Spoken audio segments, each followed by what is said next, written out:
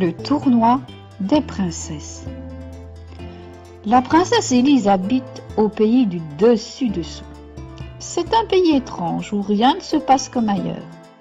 Par exemple, ce ne sont pas les princes qui participent à des tournois pour conquérir le cœur des princesses, mais les princesses qui s'affrontent dans des épreuves pour charmer les princes.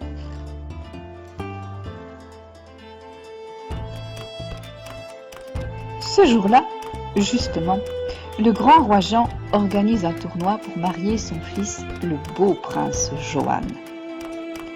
Le roi annonce: la première épreuve sera un concours de chant. Oh non, se lamente la princesse Élise, je chante comme une casserole. Toutes les autres princesses chantent et leur voix sublime enchante la cour. Quand son tour arrive, Élise prend son banjo. Au moins, j'en joue bien. Ça couvrira un peu ma voix, se dit-elle. Et elle joue très très bien. Et elle chante très très doucement. Les princesses protestent. Ce n'est pas du jeu, on ne l'entend pas chanter. Alors Élise chante. La la. C'est tout? Interroge le roi. Oui, c'est une chanson très courte, répond la princesse Élise. Le roi annonce: la deuxième épreuve sera un concours de danse. Là encore, toutes les princesses du royaume dansent merveilleusement bien.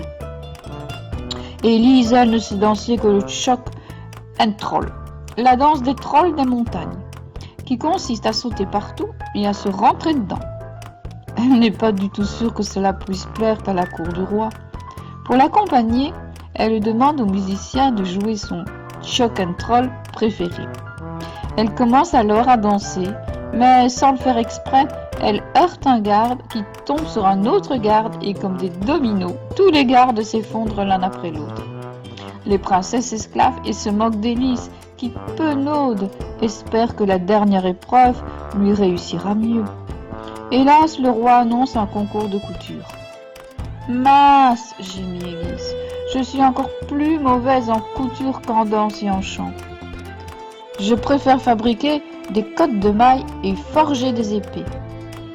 Je vais néanmoins faire de mon mieux pour le prince Johan, se motive-t-elle en s'enfermant dans les ateliers du roi.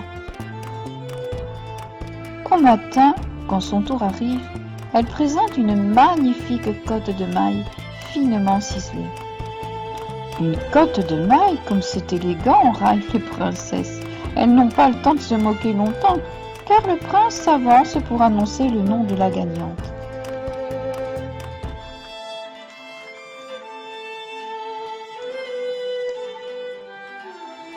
Vous chantez toutes divinement, mais celle qui saura le mieux m'accompagner quand je chanterai, c'est la princesse Élise, avec son banjo. Vous dansez toutes magistralement, mais si je me fais attaquer par des bandits, seule la princesse Élise saura les mettre tous à terre en 10 secondes. Enfin, si toutes vos œuvres sont parfaites, seule Élise pourra me forger de solides cottes de mailles. Je déclare donc Élise gagnante. Les noces eurent lieu le lendemain et la princesse Élise se maria dans une splendide cotte de mailles.